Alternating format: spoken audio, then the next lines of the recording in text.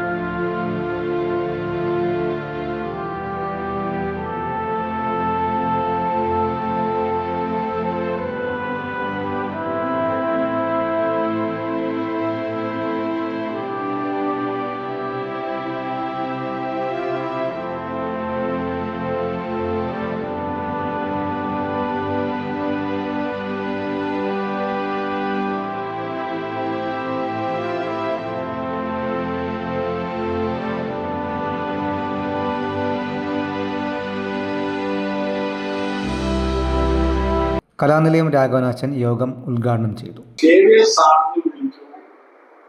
എൻ്റെ കുട്ടികളുടെ കൂടെ രക്ഷകർത്താവെന്നുള്ള നിലയ്ക്ക് നടത്തുന്ന ഒരു കാര്യം കൊണ്ടായി അത് വരുന്നത്. അപ്പം എന്നോട് പറഞ്ഞു, അതെ ഇനി ഇപ്പം ഈ പഠനത്തിനുണ്ട് സാറ് വേണ്ട. ഞാൻ സാധാരണഗതിയിൽ ഒരാളെ കണ്ടാൽ നമ്മൾ ശങ്കരാ പോകുന്ന വിളിക്കുന്ന ഒരു സുഖമില്ലാത്ത കാര്യം. ഇനി ഞാൻ വിളിക്കില്ല, പിന്നെ ഞാൻ സേവിയറിനെ വിളിച്ചിട്ടുണ്ട്. അപ്പൊ അങ്ങനെയുള്ള ആ സേവിയറുടെ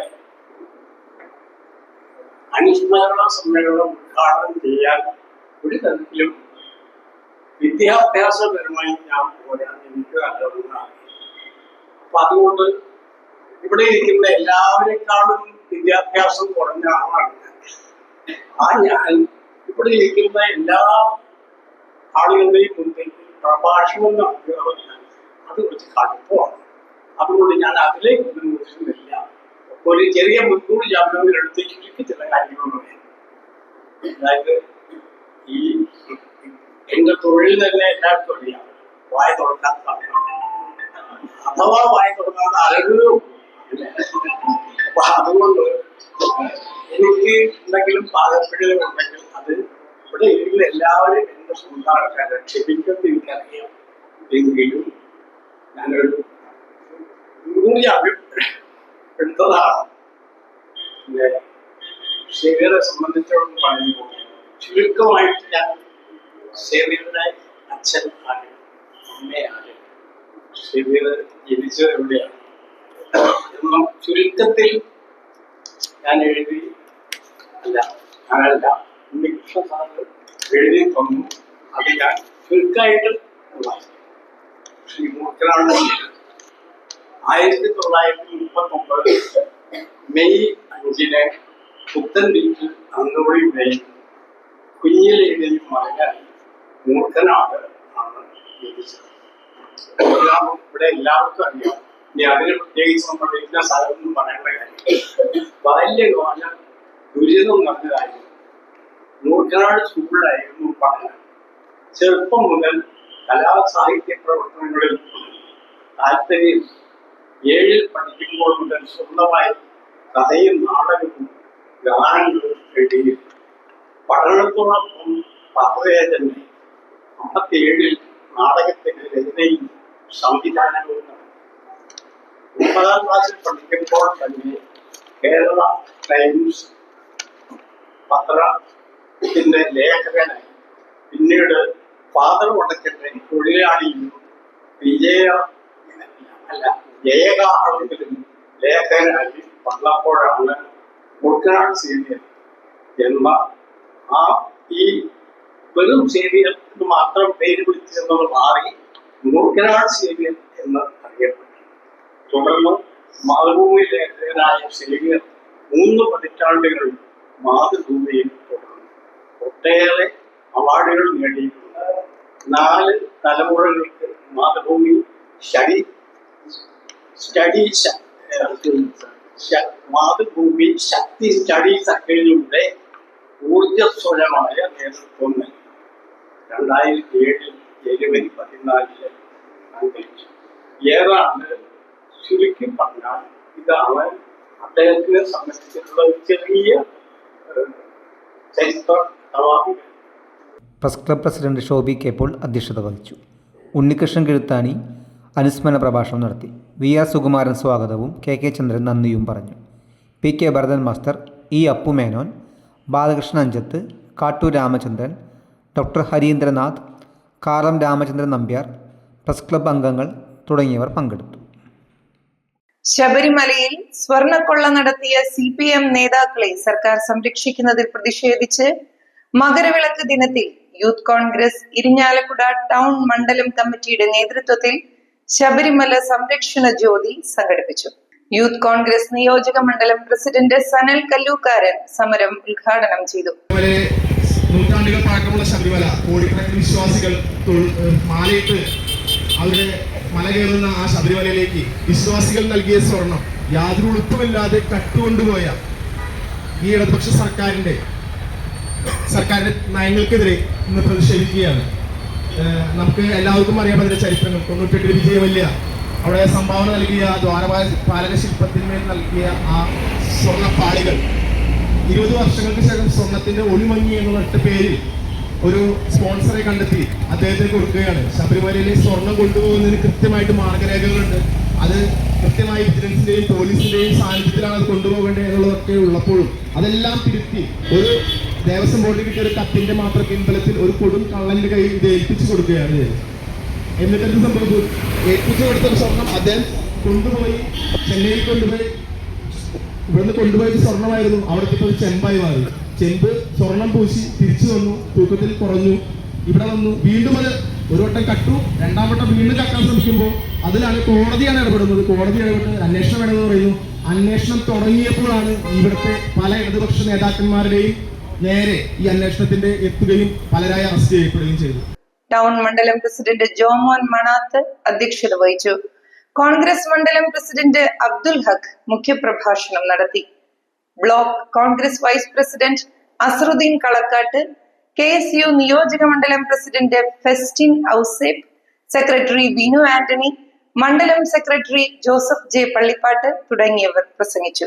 നഗരസഭാ കൗൺസിലർമാരായ അഡ്വക്കേറ്റ് BC വർഗീസ്, കുര്യൻ ജോസഫ്, ജോസഫ് ചാക്കോ, മിനി ജോസ്, റോണി പോൾ മാവേലി, ശ്രീലക്ഷ്മി മനോജ്, ബിന്ദു വിനയൻ, സുരഭി മനോജ്, മണ്ഡലം കോൺഗ്രസ് സെക്രട്ടറി സന്തോഷ് ആലുക്ക, യൂത്ത് കോൺഗ്രസ് നിയോജക മണ്ഡലം സെക്രട്ടറി അജയ് ബി മേനോൻ, മണ്ഡലം ഭാരവാഹികളായ അസ്കർ സുലൈമാൻ, ശരണ്യ, എബി മണാത്ത് തുടങ്ങിയവർ നേതൃത്വം നൽകി. സ്ത്രീകളുടെയും കുട്ടികളുടെയും സുരക്ഷ ഉറപ്പാക്കുന്നതിനും ഓട്ടോറിക്ഷ ഡ്രൈവർമാരിൽ ജെൻഡർ ബോധം വളർത്തുന്നതിനുമായി തൃശൂർ റൂറൽ ജില്ലാ പോലീസിന്റെ നേതൃത്വത്തിൽ സേഫ് ഓട്ടോ പരിശീലന പരിപാടി സംഘടിപ്പിച്ചു. ജില്ലയിലെ വിവിധ പോലീസ് സ്റ്റേഷൻ പരിധികളിൽ നിന്നുള്ള തിരഞ്ഞെടുത്ത 80 ഓട്ടോറിക്ഷ ഡ്രൈവർമാരാണ് പരിശീലനത്തിൽ പങ്കെടുത്തത്. പരിപാടി റൂറൽ ജില്ലാ പോലീസ് മേധാവി B കൃഷ്ണകുമാർ ഉദ്ഘാടനം ചെയ്തു. സ്ത്രീകളുടെയും കുട്ടികളുടെയും സുരക്ഷയ്ക്ക് തൃശൂർ റൂറൽ ജില്ലാ പോലീസ് ഏറ്റവും ഉയർന്ന പ്രാധാന്യമാണ് നൽകുന്നതെന്ന് അദ്ദേഹം പറഞ്ഞു. സ്ത്രീകളോട് എങ്ങനെ സംസാരിക്കണം, എങ്ങനെ പെരുമാറണം, എങ്ങനെ ബഹുമാനത്തോടെ സമീപിക്കണം എന്ന ബോധമാണ് ജെൻഡർ സെൻസിറ്റൈസേഷൻ എന്നതിന്റെ ഉള്ളടക്കമെന്നും അദ്ദേഹം വ്യക്തമാക്കി. യാത്രക്കാരോട് മര്യാദയും ബഹുമാനവും പുലർത്തണം, അനാവശ്യ ചോദ്യങ്ങളും സ്വകാര്യ കാര്യങ്ങളിലേക്കുള്ള ഇടപെടലുകളും ഒഴിവാക്കണം, പ്രത്യേകിച്ച് രാത്രി സമയങ്ങളിൽ സ്ത്രീകൾക്ക് ആവശ്യമായ സഹായം നൽകണം, യാത്രക്കാരെ സുരക്ഷിതമായ സ്ഥലങ്ങളിൽ മാത്രമേ ഇറക്കി വിടാവൂ എന്നും സംശയാസ്പദമായ സാഹചര്യങ്ങൾ കണ്ടാൽ ഉടൻ പോലീസിനെ അറിയിക്കണമെന്നും അദ്ദേഹം നിർദ്ദേശിച്ചു. അടിയന്തര സാഹചര്യങ്ങളിൽ 112 എന്ന നമ്പറിലേക്ക് വിളിക്കണമെന്നും 112 എന്ന emergency response support system number പരമാവധി ജനങ്ങളിലേക്ക് എത്തിക്കുന്നതിൽ ഓട്ടോറിക്ഷ ഡ്രൈവർമാർ സഹകരിക്കണമെന്നും അദ്ദേഹം ആവശ്യപ്പെട്ടു. പരിപാടിയിൽ റൂറൽ ജില്ലാ additional police superintendent TS Sinoj അധ്യക്ഷത വഹിച്ചു. Irinjalakuda station sub inspector EU Soumya സ്വാഗതം പറഞ്ഞു. Advocate A Ashwin gender sensitisation, സ്ത്രീ സുരക്ഷ, ഡ്രൈവർമാരുടെ നിയമബാധ്യതകൾ എന്ന സെഷൻ കൈകാര്യം ചെയ്തു. പരിശീലനത്തിൽ പങ്കെടുത്ത വനിതാ ഓട്ടോറിക്ഷ ഡ്രൈവർ ഉഷയെ സമൂഹത്തിൽ സ്ത്രീകളുടെ പങ്കാളിത്തവും ആത്മവിശ്വാസവും പ്രോത്സാഹിപ്പിക്കുന്നതിന്റെ ഭാഗമായി റൂറൽ ജില്ലാ പോലീസ് മേധാവി ആദരിച്ചു. LDF UDF ശബരിമല കൊള്ളയ്ക്കും തട്ടിപ്പിനുമെതിരെ BJP തൃശൂർ സൗത്ത് ജില്ലാ കമ്മിറ്റിയുടെ നേതൃത്വത്തിൽ കൂടൽമാണിക്യം ക്ഷേത്രത്തിന് കിഴക്കേ ജംഗ്ഷനിൽ അയ്യപ്പ ജ്യോതി തെളിയിച്ചു. ജില്ലാ പ്രഭാരി അഡ്വക്കേറ്റ് MA വിനോദ് ഉദ്ഘാടനം ചെയ്തു. ജില്ലാ വൈസ് പ്രസിഡന്റ് ലോചനൻ അമ്പാട്ട് അധ്യക്ഷത വഹിച്ചു. ജില്ലാ general secretary Kripesh Chemmanda, vice president advocate Lisha എന്നിവർ പ്രസംഗിച്ചു. ജില്ലാ ഭാരവാഹികളായ വിപിൻ പാറമേക്കാട്ടിൽ, ശ്യാംജി മാടത്തിങ്കൽ, അഖിലാഷ് വിശ്വനാഥൻ, അജീഷ് പൈക്കാട്ട്, റിമ പ്രകാശ്, ശ്രീജേഷ് പുല്ലൂർ, സംസ്ഥാന സമിതി അംഗങ്ങളായ സന്തോഷ് ചെറാക്കുളം, അഡ്വക്കേറ്റ് സുബീഷ് എന്നിവർ നേതൃത്വം നൽകി. പുറത്തു കൊണ്ടുപോയി ഈ സ്വർണം മുഴുവൻ ഊറ്റിയെടുത്ത് കൊള്ള നടത്തി എന്താ പറയുക, അന്താരാഷ്ട്ര തലത്തിലുള്ള ഇടപാടുകൾ നടത്തിയതായിട്ടുള്ള കഥകൾ പുറത്തു വന്നുകൊണ്ടിരിക്കുക. ഇത് കേരള സമൂഹത്തെ മാത്രമല്ല, ലോകമെമ്പാടുമുള്ള ഭക്തജനങ്ങളെ, പ്രത്യേകിച്ച് ഹൈന്ദവ വിശ്വാസികളെ ആകെ അങ്കലാപ്പിലാക്കിയിരിക്കുകയാണ്. ഇത്തരത്തിലുള്ള കൊള്ള നമ്മുടെ നാട്ടിൽ തുടർച്ചയായി നടന്നുകൊണ്ടിരിക്കുകയാണ്.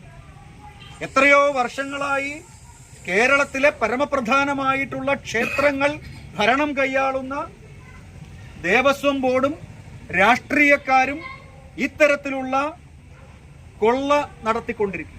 ഇതോടെ ഇന്നത്തെ പ്രധാന വാർത്തകൾ സമാപിച്ചു. കൂടുതൽ വാർത്തകൾക്കായി ഇരിഞ്ഞാലക്കുട ടൈംസ് ഫേസ്ബുക്ക് പേജ് സന്ദർശിക്കുക. നന്ദി, നമസ്കാരം.